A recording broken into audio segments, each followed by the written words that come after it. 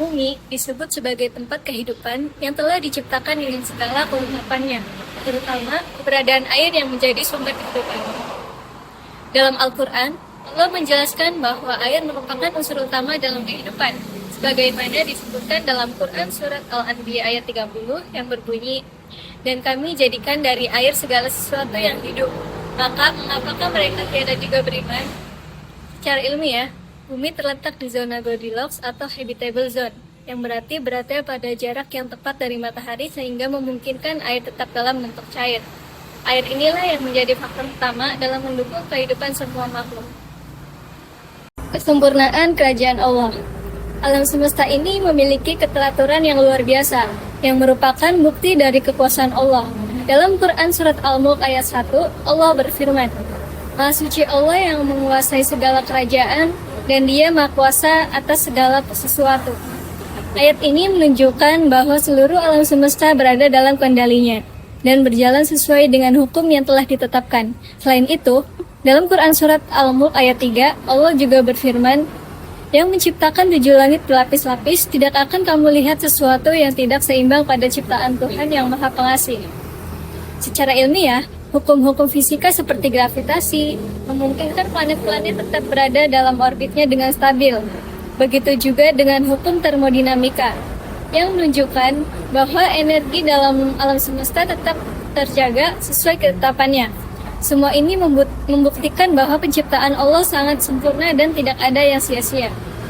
Orang berakal memahami keajaiban ciptaan Allah. Allah mengajak seluruh manusia untuk berpikir dan merenungi penciptaannya.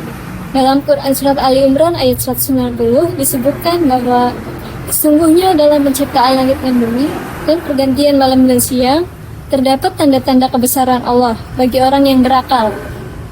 Dari sisi ilmiah, para ilmuwan telah membuktikan bahwa alam semesta mengalami perkembangan sejak Big Bang sekitar 13,8 miliar tahun yang lalu, sebagaimana disebutkan dalam Al-Quran bahwa langit dan bumi awalnya menyatu sebelum diciptakan. Teknologi seperti mikroskop dan teleskop juga semakin memperlihatkan betapa kompleksnya penciptaan Allah, mulai dari struktur DNA hingga galaksi di alam semesta. Harmoni dalam ciptaan Allah. Semua ciptaan Allah memiliki keteraturan dan keseimbangan. Dalam Quran Surat Al-Hijr ayat 21 yang berbunyi, "Wa in min syai'in illa indana khaza'in wa ma nunazzilu illa biqadarin wa arsalnaha lawaqiha fa'anzalna minas sama'i ma'an fa'asqainakum yang artinya, dan tidak ada sesuatu pun melainkan pada sisi kamilah khazanahnya. Kami tidak menurunkan melainkan dengan ukuran tertentu. Dalam sains, keseimbangan ini terlihat dalam siklus karbon dan oksigen, di mana tumbuhan menyerap karbon dioksida dan menghasilkan oksigen yang digunakan oleh manusia dan hewan. Begitu juga dengan siklus air, yang bekerja secara alami melalui proses evaporasi, kondensasi, dan presipitasi untuk menopang kehidupan di bumi. Bumi, tempat kehidupan yang nyaman. Allah menciptakan bumi sebagai tempat yang stabil dan nyaman bagi kehidupan. Dalam Quran Surat An-Nahl ayat 15 disebutkan, "Dan Dia menancapkan gunung di bumi agar bumi itu tidak goncang bersama kamu. Dan Dia menciptakan sungai-sungai dan jalan-jalan agar kamu mendapat petunjuk." Secara ilmiah, gunung berperan dalam menyeimbangkan pergerakan lempeng tektonik dan mencegah gempa bumi yang lebih sering terjadi. Selain itu, lapisan ozon dalam atmosfer melindungi makhluk hidup dari radiasi ultraviolet yang berbahaya, sehingga kehidupan bisa berkembang dengan baik.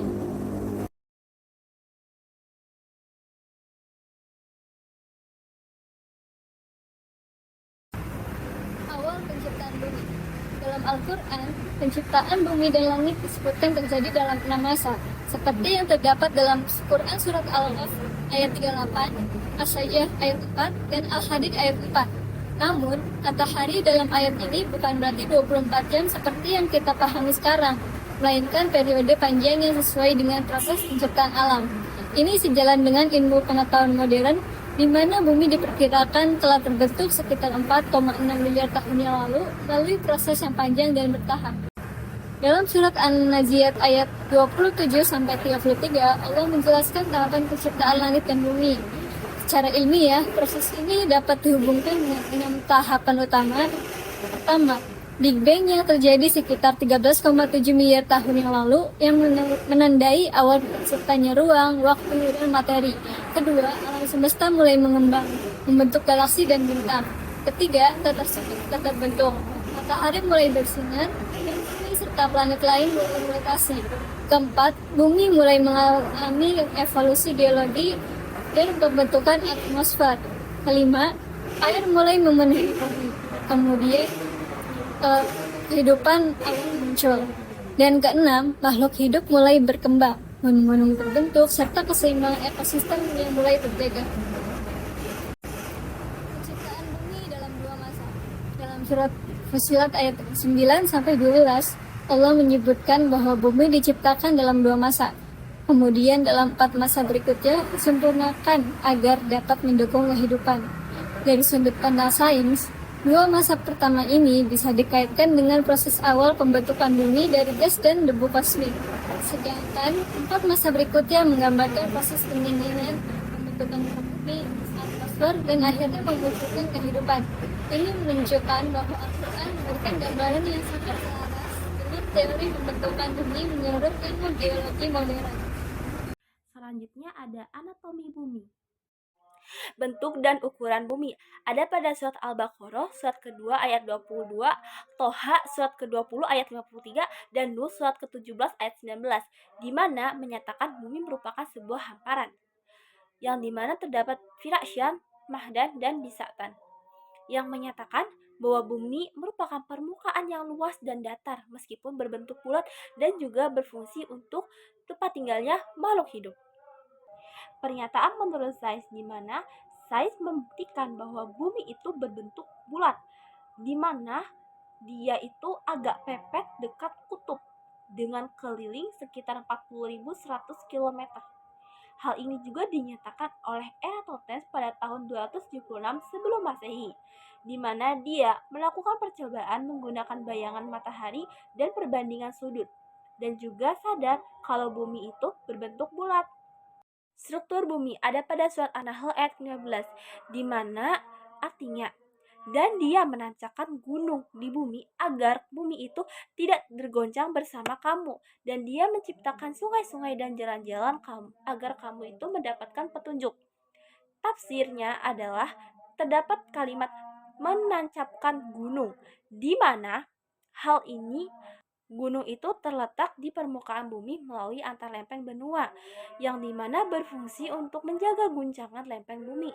Lempeng bumi sendiri merupakan salah satu struktur bumi yang berada pada litosfer. Menurut sains ilmu geologi, menemukan bahwa bumi itu terdapat beberapa lapisan, di mana terdiri dari inti dalam yang bersifat padat dan inti luar bersifat cair, yang dimana terdapat lapisan mantel luar, mantel dalam, atenosfer, litosfer, dan kerak bumi. Struktur ini diketahui oleh gelombang sinematik dari gempa bumi. Pergerakan dan dinamika bumi ada pada surat Az-Zumar ayat ke-5, di mana berbunyi Bismillahirrahmanirrahim. Khalaqas samawati wal arda bil haqq yukawwirul layla 'alan nahari wa yukawwirun nahara 'alal layli was-sakhara asy-syamsu wal qamar kullun yajri li ajalin musamma ala huwal azizul ghafar, yang artinya dia menciptakan langit dan bumi dengan tujuan yang benar. Dia memasukkan siang atas malam dan malam atas siang, dan dia menundukkan matahari dan bulan masing-masing berjalan menurut waktu yang ditentukan. Ingatlah, dia yang maha perkasa dan maha pengampun. Dalam surat Az-Zumar ayat 5 ini dapat tafsir dan pernyataan bahwa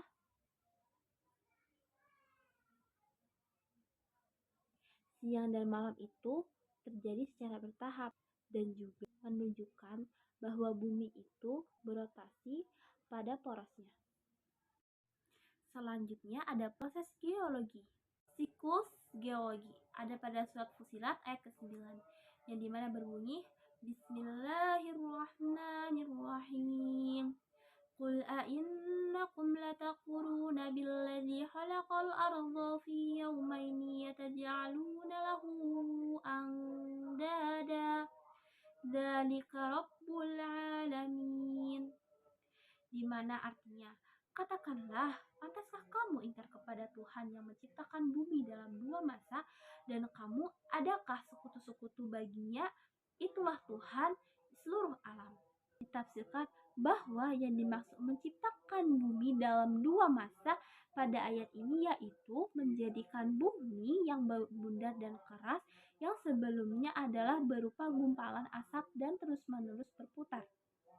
Di mana pernyataan menurut sainsnya, siklus geologi terdiri dari siklus batuan, hidrologi, dan geokimia, di mana proses endogen dari alam bumi berbentuk gunung dan aktivitas tektonik, proses eksogen dari luar seperti erosi dan membentuk batuan sedimen, yang hal ini merupakan sesuai dengan tafsir ayat tersebut. Skala waktu geologi ada pada surat Fussilat ayat ke-10, yang dimana berbunyi وَجَعَلَ فِيهَا رَوَاسِيَ مِنْ فَوْقِهَا وَبَارَكَ فِيهَا وَقَدَّرَ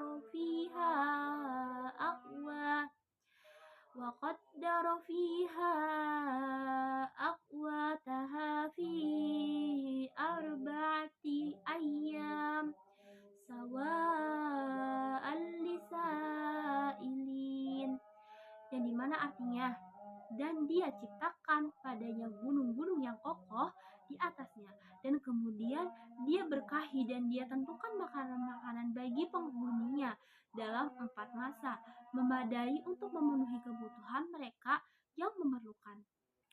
Tafsirnya yaitu ayat ini menjelaskan bahwa penciptaan dalam 4 masa, yang dimana para ulama berpendapat bahwa periode ini itu dikaitkan oleh skala waktu geologi yang sangat panjang, di mana melalui era Proterozoikum hingga Phanerozoikum, masa ketika kehidupan masih mikroorganisme hingga kehidupan yang lebih kompleks. Dalam pernyataan sainsnya, di mana sejarah bumi itu dibagi dalam masa, era, periode, dan epoch.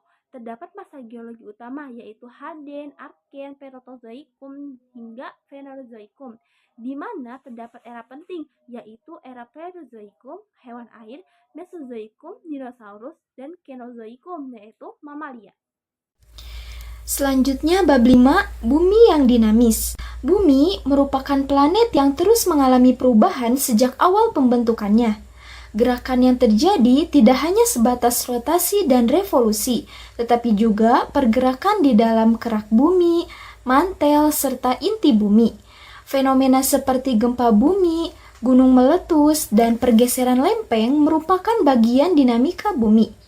Al-Quran telah memberikan petunjuk tentang fenomena ini yang kemudian diperkuat oleh temuan ilmiah modern. Selanjutnya, tektonik lempeng atau bumi yang bergerak. Bumi tidaklah diam seperti yang tampak di permukaan. Kerak bumi terdiri dari beberapa lempeng besar yang terus bergerak.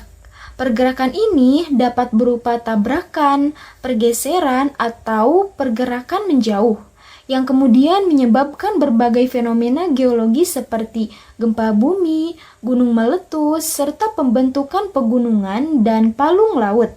Selanjutnya terdapat pula ayat Al-Quran yang terkait dengan tektonik lempeng atau bumi yang bergerak, seperti dalam Quran Surat An-Naml, surat ke-27, ayat 88.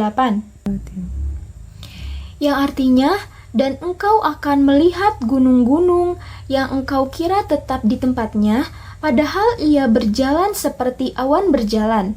Itulah ciptaan Allah yang menciptakan dengan sempurna segala sesuatu. Nah, selain itu, terdapat pula dalil dalam Quran Surat Az-Zalzalah, surat ke-99, ayat 1-4, yang artinya, Apabila bumi diguncangkan dengan guncangan yang dahsyat dan bumi telah mengeluarkan beban-beban berat yang terkandung di dalamnya. Selanjutnya, diperjelas dalam perspektif sains.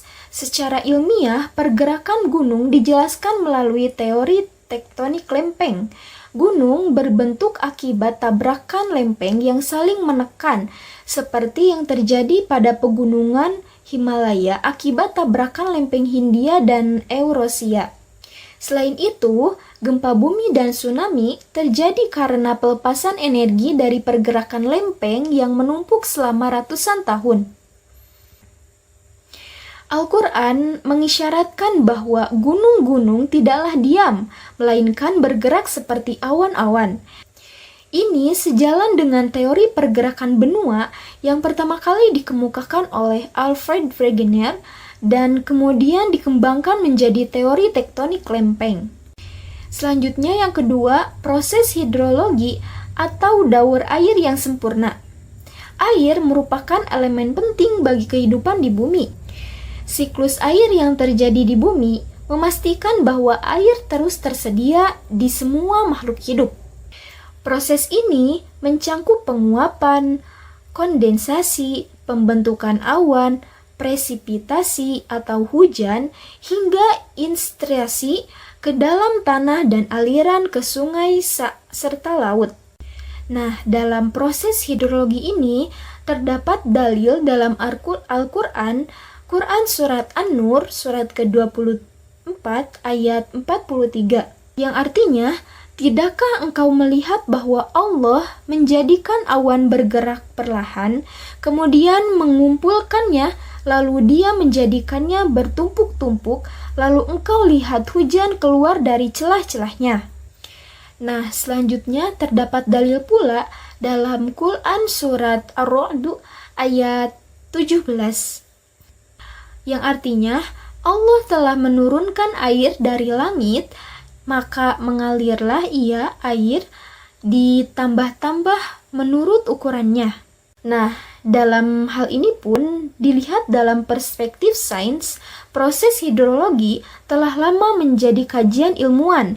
Air dari laut dan daratan menguap akibat panas matahari, lalu membentuk awan yang tertiup angin hingga mencapai titik kondensasi dan akhirnya turun sebagai hujan. Air yang turun mengalir kembali ke sungai dan laut, menciptakan siklus air yang terus berulang. Ilmu modern menunjukkan bahwa tanpa siklus ini, kehidupan di bumi akan punah karena kekeringan. Al-Quran menjelaskan proses ini dengan sangat akurat, memberikan gambaran sebagai air turun dari awan dan mengalir ke berbagai tempat sesuai takaran yang ditetapkan oleh Allah. Selanjutnya, poin ketiga, bumi sebagai planet biru, keistimewaan air. Bumi sering disebut sebagai planet biru karena lebih dari 70% permukaannya tertutup oleh air. Keberadaan air dalam jumlah besar menjadikan bumi satu-satunya planet yang diketahui dapat mendukung kehidupan. Terdapat pula dalil dalam Al-Quran yang menjelaskan mengenai bumi sebagai planet biru. Dalam Al-Quran, surat Al-Mulk, surat ke-67 ayat 30, yang artinya, katakanlah Muhammad, terangkanlah kepadaku jika sumber air kamu menjadi kering, maka siapa yang akan memberimu air yang mengalir? Nah, selain itu, terdapat pula dalil Quran surat Al-Anbiya surat ke-21 ayat 30, yang artinya, kami jadikan segala sesuatu yang hidup berasal dari air, maka mengapa mereka tidak beriman? Nah, dalam hal ini pula, jika dilihat dalam perspektif sains, secara ilmiah, air adalah komponen utama kehidupan. Semua makhluk hidup, dari bakteri hingga manusia, membutuhkan air untuk bertahan hidup. Air memiliki sifat unik untuk memungkinkannya menjadi pelarut universal, membantu reaksi biokimia dalam tumbuh makhluk hidup. Nah, selain itu, air ditemukan dalam 3 bentuk di bumi: cair, padat atau es, dan gas atau uap air. Keistimewaan ini tidak dimiliki oleh planet lain di tata surya. Hal ini membuktikan bahwa bumi diciptakan dengan begitu keseimbangannya yang sangat tepat agar dapat memompa kehidupan. Selanjutnya, integrasi Al-Quran dan sains. Al-Quran tidak hanya memberikan gambaran tentang fenomena alam, tetapi juga menyajikan konsep-konsep ilmiah yang telah dikonfirmasi oleh peneliti modern.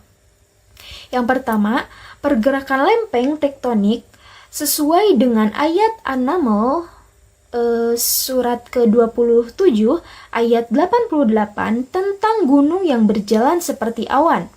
Dan siklus air yang dijelaskan dalam Quran surat An-Nur surat ke-24 ayat 43 yang menggambarkan proses hujan yang sejalan dengan teori hidrologi modern. Dan air sebagai sumber kehidupan yang dijelaskan dalam Quran surat Al-Anbiya surat ke-21 ayat 30 yang menyebutkan bahwa semua kehidupan berasal dari air yang selaras dengan teori biogenesis dalam sains.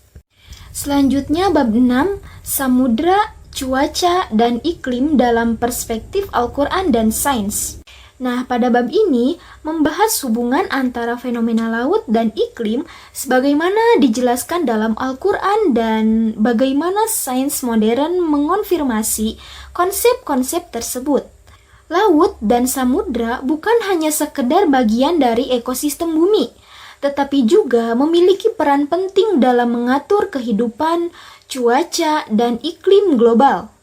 Dalam Al-Quran, Allah menyebutkan berbagai aspek kelautan, dari batas antara dua laut, gelombang besar, hingga fenomena metodologi seperti angin dan hujan. Ilmu pengetahuan modern telah menemukan bahwa ayat-ayat ini sesuai dengan prinsip-prinsip dasar okeanografi dan meteorologi. Yang pertama ada laut dan samudra.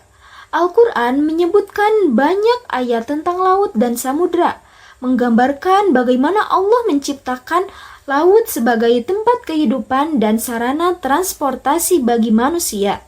Salah satu ayat yang relevan adalah Quran surah Yunus surah ke-10 ayat 22, yang artinya, "Dialah Tuhan yang menjadikan kamu dapat berjalan di daratan dan berlayar di lautan, sehingga ketika kamu berada di dalam kapal dan meluncurlah kapal, itu membawa mereka orang-orang yang ada di dalamnya dengan tiupan angin yang baik dan mereka bergembira karenanya.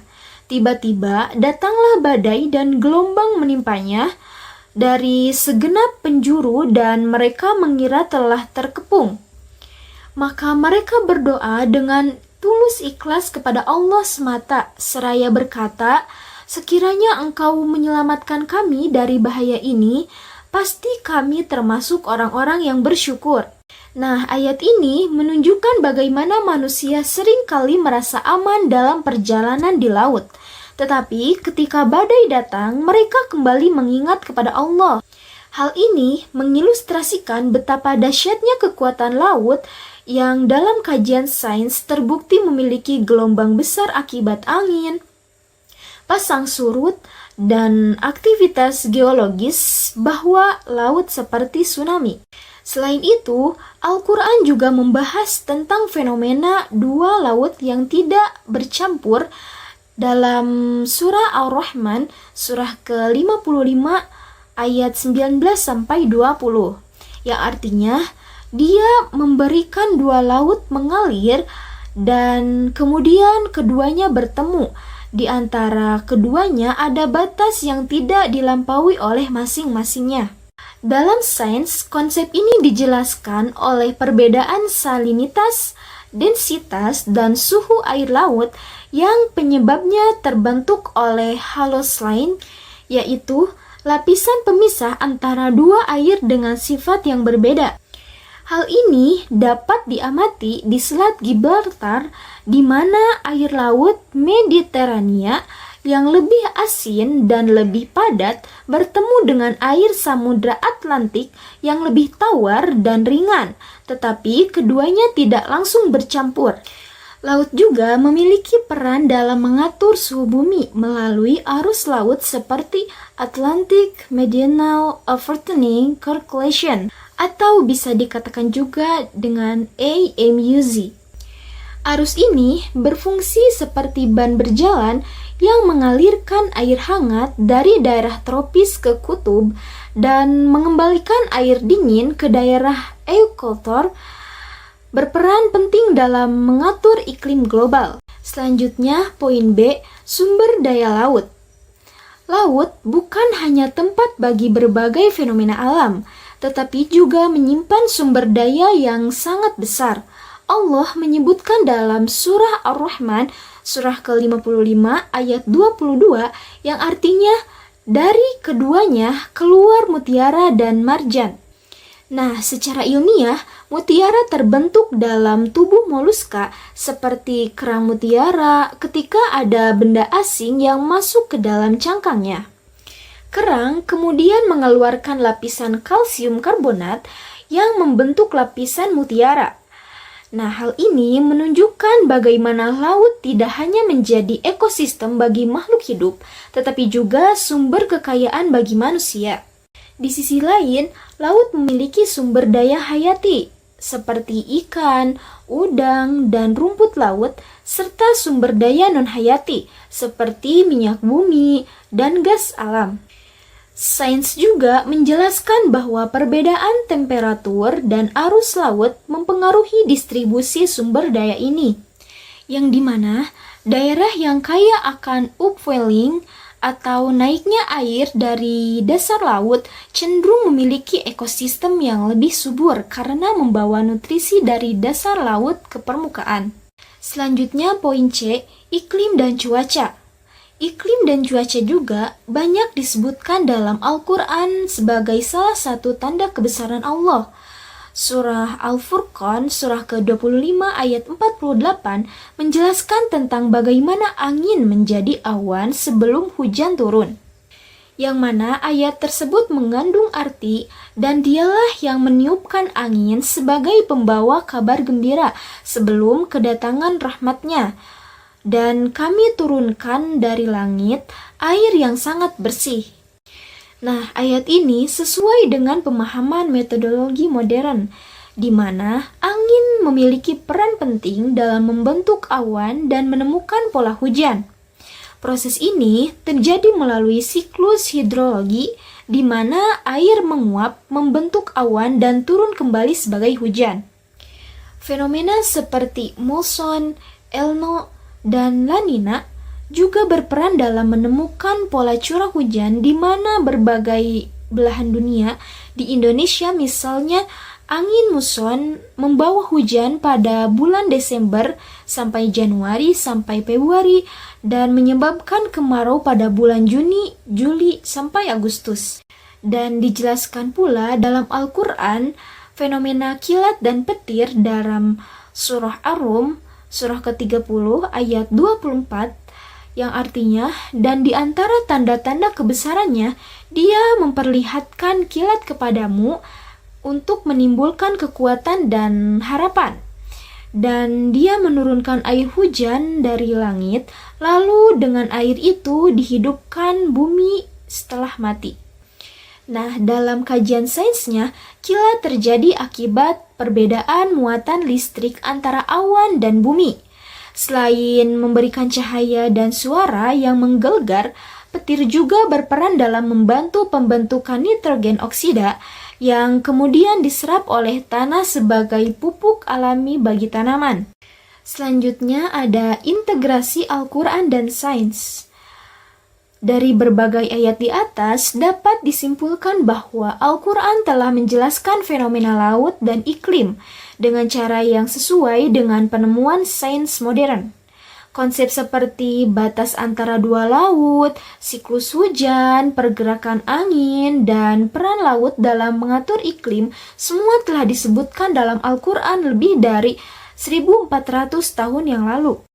Sains juga menunjukkan bahwa perubahan iklim akibat ulah manusia seperti meningkatnya emisi gas rumah kaca dan deforestasi telah mengganggu keseimbangan ekosistem. Ini sesuai dengan perintah dalam surah Ar-Rum, surah ke-30 ayat 41 yang artinya telah tampak kerusakan di darat dan di laut disebabkan oleh perbuatan tangan manusia supaya Allah merasakan kepada mereka bagian akibat perbuatan mereka agar mereka kembali ke jalan yang benar.